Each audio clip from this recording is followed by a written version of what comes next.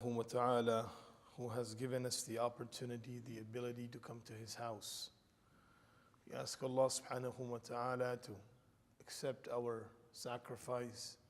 We ask Allah subhanahu wa ta'ala to accept our ibadah, forgive our shortcomings, grant us the khair of this day and protect us from all types of evil. Allahumma inna nas'aluka min fuja'ati al-khair wa na'udhu bika min fuja'ati al-shar. Ameen ya Rabbal Alameen. From the ahadith and the teachings and the du'as of Nabi sallallahu alayhi wasallam regarding protection against certain things, asking Allah subhanahu wa ta'ala His refuge in certain things.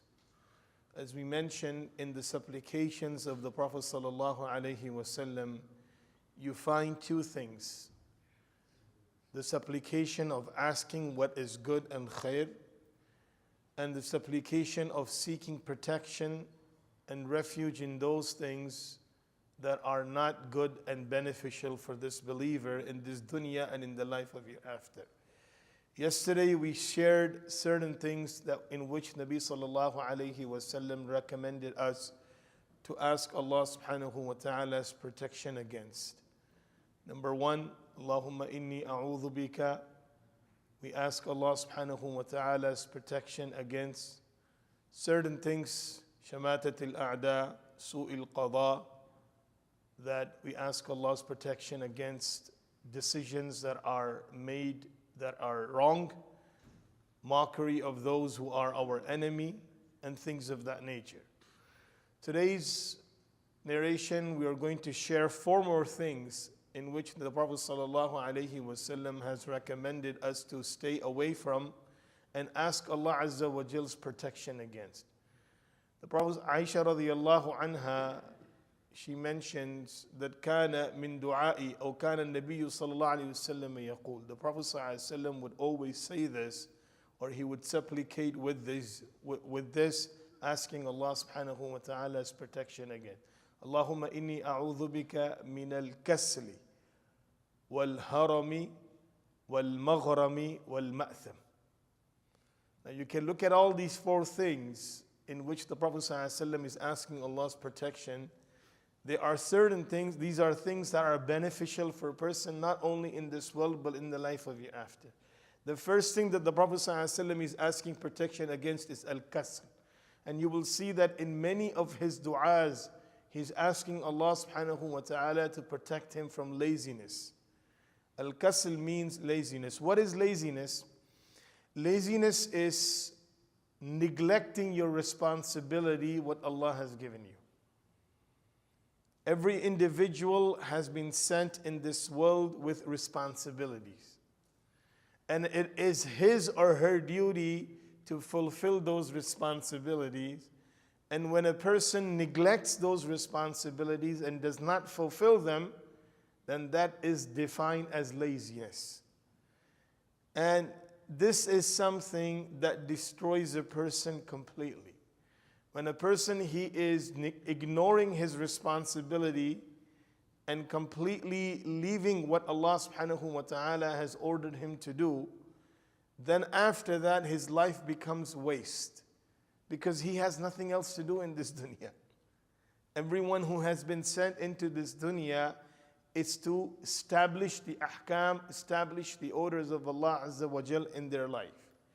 And when a person neglects that, then he has wasted his purpose on the face of this earth. And Allah Azza wa Jal puts this question in front of all the people. أَفَحَسِبْتُمْ أَنَّمَا خَلَقْنَاكُمْ عَبَثًا وَأَنَّكُمْ إِلَيْنَا لَا تُرْجَعُونَ. That do you think you've been created waste and there will not be time that you will have to go to Allah and answer about your action. Every single minute, every single ni'mah, every single thing that a person has, he has to give answer on the day of judgment. And when he has not fulfilled responsibility in utilizing those things, then he will be categorized as a kasil, as a lazy person, and all of his responsibility will be neglected. And how this laziness develops, the first thing is when a person does not show eagerness, he does not show activeness in his worship, then laziness will start to develop in his life. When a person does ibadah with complete way, in complete way of not being aware of what he is doing, neglecting the orders of Allah subhanahu wa ta'ala, neglected the purpose of ibadah, then laziness developed. This is why you would see in the teachings of Nabi sallallahu alayhi wasallam that he has always recommended us to do ibadah with full concentration. When a person is doing ibadah with full concentration, then Allah Azza wa Jal removes laziness from his life. Allah subhanahu wa ta'ala gives him strength. This is why Nabi sallallahu alayhi wasallam said, the person who starts his day with the masjid, when the person who starts his day with salah, Allah makes his entire day active. And the person who is not able to start his day with salah, he neglects the order of Allah right in the beginning of the day, in the start of the day, then his entire day becomes inactive and he spends entire day kaslan, completely lazy. So kasl is something that Nabi sallallahu alayhi wasallam asked Allah's protection against, and it's something that neglects, completely destroys the ability of human being of doing things. And this is why the Prophet ﷺ has given us spiritual benefit, a spiritual way of staying away from laziness, and that is asking Allah dua. And number two, when we are doing our ibadah, when we are doing our worship, we should do it with our full motivation, full devotion, full interaction with that ibadah, so that laziness is removed. Ulama has mentioned, if a person, he is lazy in fulfilling fara'id, then he will be deprived from the forgiveness of Allah subhanahu wa ta'ala on the day of judgment. If he's lazy in fulfilling his fara'id. And if a person is lazy in fulfilling the optional ibadah, because optional ibadah is something that a person should be contributing to it, then that will have an effect on his fara'id. His concentration of fara'id will decrease based on his laziness upon optional ibadah. If a person is too lazy to pray his sunnah, person is too lazy to recite Quran, person is too lazy to do dhikr, all of this optional ibadah, if a person is lazy towards them, then they will have an impact on their fara'id. So that's why we have to ask Allah Azza wa Jal for asking to protect us from laziness. And the second thing is excessive eating and excessive sleeping. These are the two things that contribute towards laziness.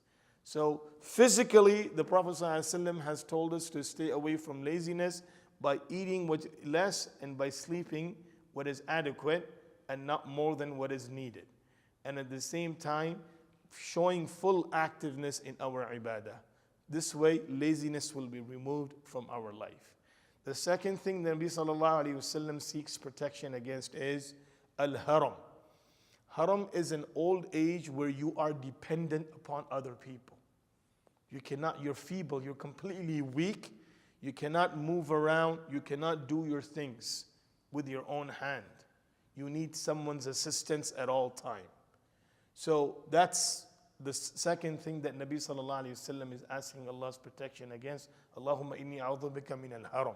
I ask Allah from such an old age through which I am dependent upon other people. And that's something that a person needs to think about, because there will come a time that every single person will get to an age. And at that time, the most difficult thing for a person at an old age is that I don't want to be burdened upon someone else. I don't want people to carry me. I don't want people to take me from point A to point B, because it feels really bad, because there was a time that you were able to move around. There was a time that you were able to do your things by your own hand. And when it comes a time where a person sees his own body parts, his own hands, his own feet, they have lost complete strength and he's not able to move around, it hurts him. It's a painful situation to be in. And this is why Nabi sallallahu alayhi wasallam is asking Allah that Allah protect me from such an old age where I'm dependent upon other people. The third thing Nabi sallallahu alayhi wasallam is asking protection against is al-gharam, al-maghram, which is debt. Person has been put himself into so much debt that now he's not able to pay off. And this is something that completely takes his mind away from everything else. When a person owes to so many people and he's not able to pay back, then it becomes very difficult for him.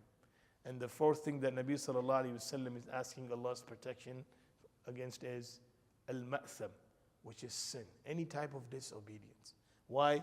Because disobedience takes you away from Allah subhanahu wa ta'ala.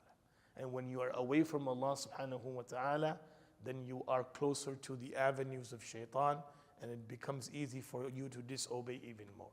We ask Allah to protect us from all of these things, and we ask Allah subhanahu wa ta'ala to grant us the strength, the ability to fulfill the orders of Allah Azza wa Jal and fulfill the sunnah of His Habib sallallahu alayhi wa sallam.